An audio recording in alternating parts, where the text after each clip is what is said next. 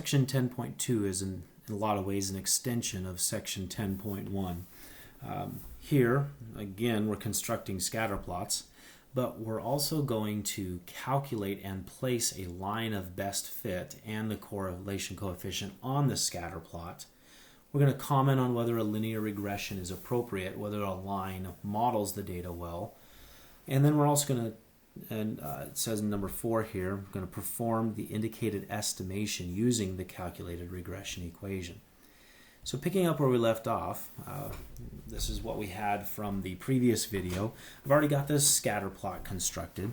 So that satisfied the first thing we were supposed to do now for section 10.2. The next thing we want to do is we want to have Excel put a trend line on here. So I'm going to go and highlight my chart area, come up here to design, chart element, where we added the chart titles. I'm going to come down to where it says trend line. Okay, and I'm going to come down here, and I'm going to come down here to more trend line options.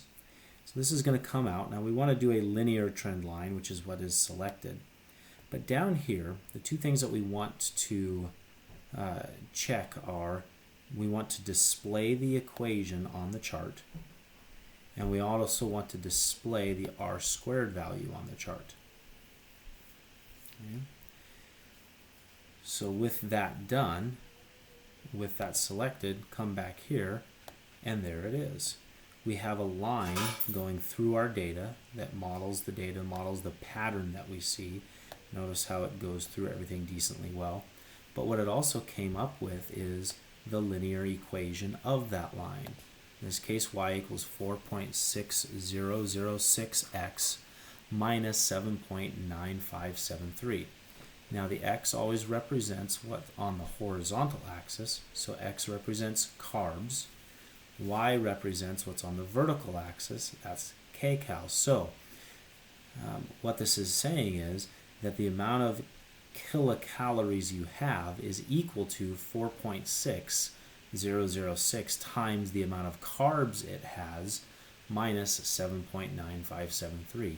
And that's the relationship that it came up with based on our data here of the relationship between carbs and calories.